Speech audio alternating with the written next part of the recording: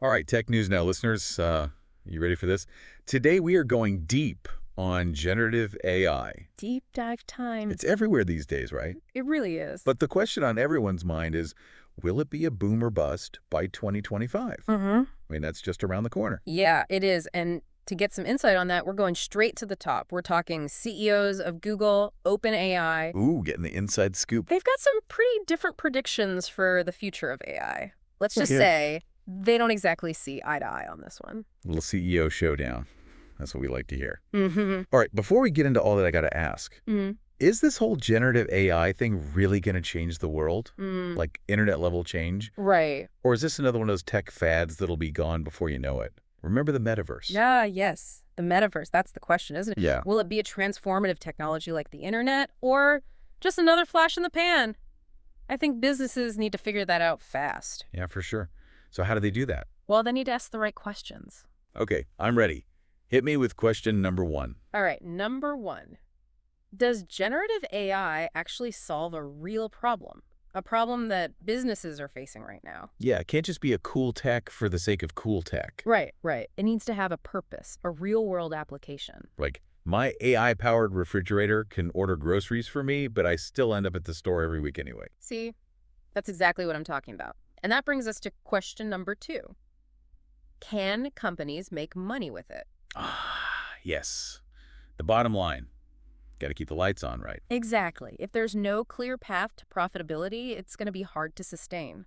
I mean, you can have the most amazing tech in the world, but if nobody's buying it... Then it's just a very expensive science project. And even if it is profitable, even if it does solve a real problem, there's another big question. Okay, I'm sensing a theme here. What's the next question on our list? Can companies handle the risks? The risks, huh? You mean like the robots taking over the world? I mean, maybe not a robot uprising, but there are real risks to consider. Okay, like what? Think data privacy, bias in algorithms, the potential for misuse. So it's not just about building the cool tech, it's about building it responsibly. Exactly. And that leads us to the fourth question.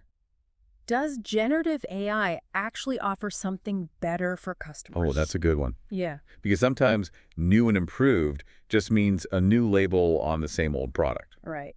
Is it a genuine improvement or just a slightly fancier version of what we already have? So true innovation versus incremental improvement. Exactly. And finally, even with all of that in place, companies need to ask themselves, do they have the right people and skills to actually make this work? Oh, the human element.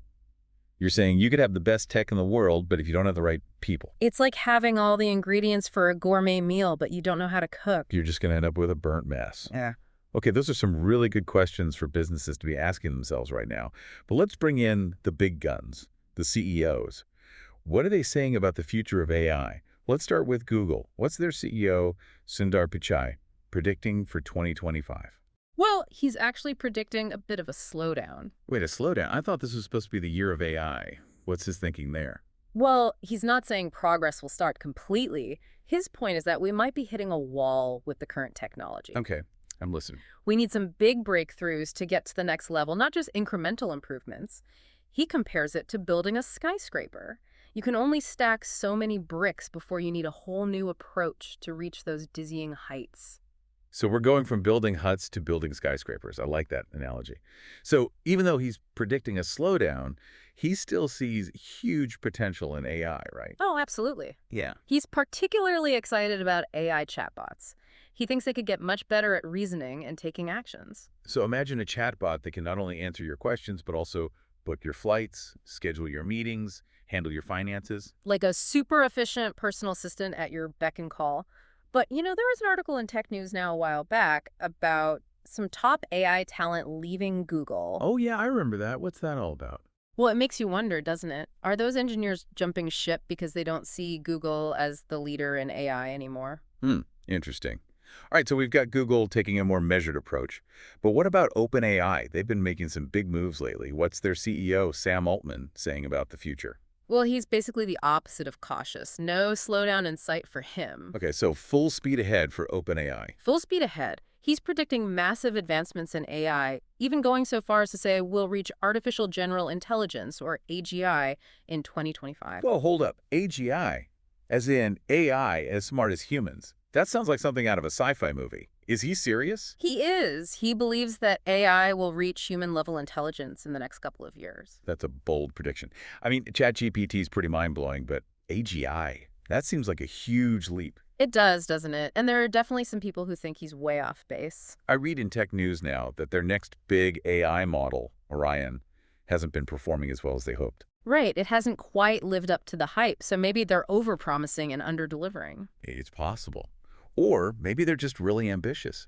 Either way, it's clear that OpenAI is going all in on AI. Yeah. They're not afraid to take risks and push the boundaries. Definitely. It's almost like a race to the top, with Google and OpenAI neck and neck, each pushing the other to innovate faster and bolder. It's an exciting time to be following the world of AI, that's for sure.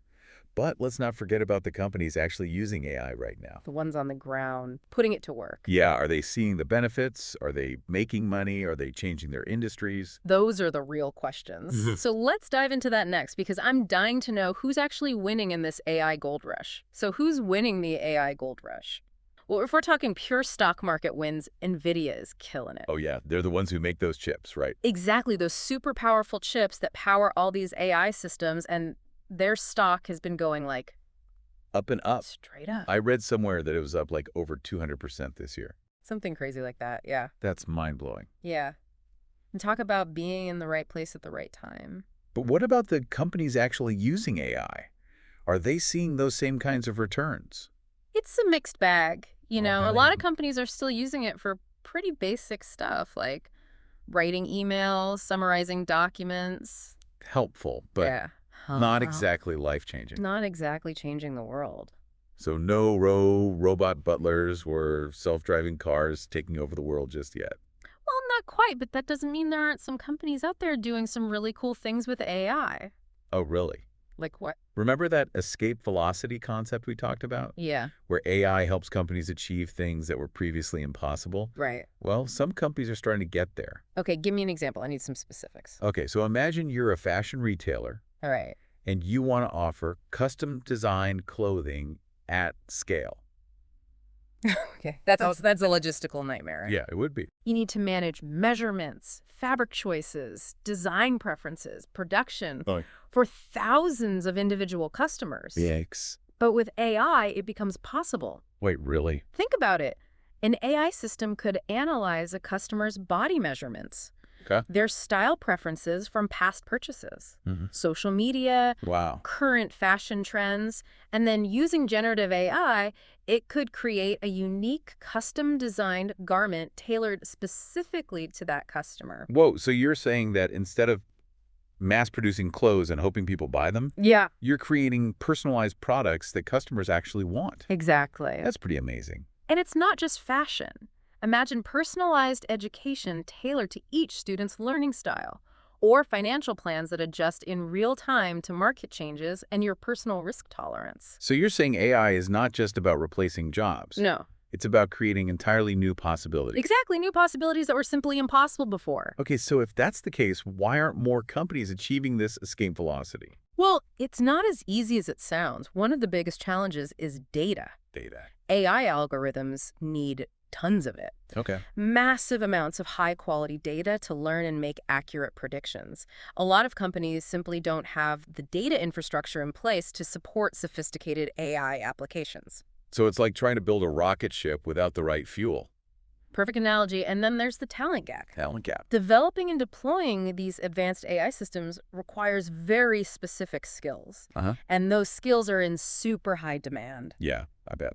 Companies are basically in a bidding war for top AI engineers and data scientists. Makes sense. And then even if you have the data and the talent, there's still the challenge of actually integrating AI into your existing business processes and systems.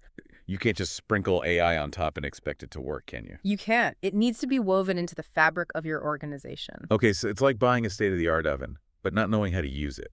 You're Yeah. going to end up with a burnt cake. Pretty much so, even though the potential is there. Yeah. There are still a lot of hurdles to overcome before we see this widespread adoption of AI at that escape velocity level. Escape velocity, ultimate goal. But what about the companies that are using AI for more like practical everyday tasks? We were talking about customer service earlier. Yeah, Are there any other areas where we're seeing AI having a real impact? absolutely. Marketing is a big one. Marketing. Yeah, AI is being used to personalize marketing messages, target specific customer segments, even create entire advertising campaigns. So those ads that like follow me around the internet Yes. knowing exactly what I'm thinking, that's AI. That's AI at work. And it's not just marketing. AI is being used in healthcare. Really? Yeah, to analyze medical images, diagnose diseases, even develop new drugs. We're even seeing AI being used in fields like art and music. Art and music. So AI is composing symphonies now. It's starting to, Yeah, yeah. it's like the new electricity. It's everywhere. It's powering everything. But with great power comes great responsibility, right? Yeah. We're going to talk about the potential downsides, too. Yeah, for sure. We started this whole conversation asking whether generative AI will be a boom or bust by 2025. Where do you stand on that prediction? Well, it's impossible to predict the future with absolute certainty. Sure. But based on what I'm seeing right now, I think it's safe to say that AI is here to stay. The next few years are going to be a wild ride with massive investments, groundbreaking innovations, fierce competition. So buckle up, everyone. Yeah. It sounds like we're in for a wild ride, but before we get too caught up in the future, Yeah. let's talk about the impact AI is already having on the workforce. Yeah, the jobs. Because a lot of people are worried about losing their jobs to robots. It's a valid concern. That's a big one. Yeah, and it's something we need to address head on. But remember, AI is a tool. A tool. And like any tool can be used for good or for bad. It all depends on how we choose to use it. All right, tech news. Now, listeners, welcome back to the final part of our deep dive into generative AI. We've talked about all the potential, the hype, the companies at the forefront, but now it's time to get real about the human impact. Yeah. This tech is having on people, specifically jobs. It's a big one. We can't ignore it. Yeah, it's the elephant in the room, isn't it? We talked earlier about Klarna replacing 700 customer service agents with an AI chatbot. That's 700 people whose lives are directly affected by this technology. It is. So what happened to them? Well, this is where it gets interesting. Klarna didn't just lay off those 700 people. Okay. They actually committed to retraining them for other roles within the company. Oh, wow. Roles that are more focused on human interaction and complex problem solving, things that AI isn't so good at yet. So instead of just cutting jobs, they invested in their employees, helped them adapt to this new AI-powered world. Exactly. And it's a really good example of how AI doesn't have to be a job killer. Okay. It can actually create new opportunities if companies are willing to, be proactive. Invest in their people. Exactly. But let's be real. Not every company is going to be like Klarna. Not every company is going to be as forward-thinking, as proactive. So what happens to the people who lose their jobs to AI and don't have the opportunity to retrain? Yeah. Are we headed towards mass unemployment? That's the big question, isn't it? I mean, throughout history, technological advancements have always disrupted the workforce. The Industrial Revolution, the automobile, computers. Each of those led to job losses in certain areas. Right. But they also created entirely new industries, new jobs. So you're saying this is just part of a natural cycle? Exactly, a natural evolution of work. And just like with those previous technological revolutions, the key to navigating this AI-powered future is adaptation. Adaptation. We need to be focusing on developing the skills that are uniquely human, the skills that complement AI, not compete with it. Okay, what kind of skills are we talking about here? Think creativity, critical thinking, emotional intelligence, complex problem solving, adaptability, collaboration. So the things that make us human. The things that machines struggle with. So it's not about fearing the rise of the robots. It's about becoming more human. I like that. It's about embracing what makes us unique, finding ways to leverage those skills in an AI-powered world. Working alongside AI, not against it. Gotcha. That's a really powerful message. But even with all the retraining and upskilling, there's still the chance that some people will be left behind. Yeah. And then there are the ethical implications of all of this. Those are big questions. How do we make sure AI is used for good? How do we ensure that it creates more opportunities than it destroys? Those are the questions we need to be asking ourselves as a society. We need to have those open and honest conversations about the potential downsides of AI and how we can, mitigate those risks. So it's not just about the technology itself. It's about us. It's about how we choose to use it, how we govern it, and how we prepare for its impact. It really is. The future of AI is not predetermined. It's up to us to shape it in a way that benefits everyone. That's a powerful thought. Well, that about wraps up our deep dive into generative AI. I feel like we just scratched the surface, but hopefully This has given you a lot to think about. A lot to think about. We talked about the possibilities, the risks, the impact on the workforce. But the one thing I want our listeners to take away from this is that the future of AI is in our hands. It is. It's a powerful tool, but we need to use it wisely. We need to be mindful of the risks while embracing the opportunities. And most importantly, we need to have those tough conversations, figure out how we want to shape this future together. Couldn't agree more.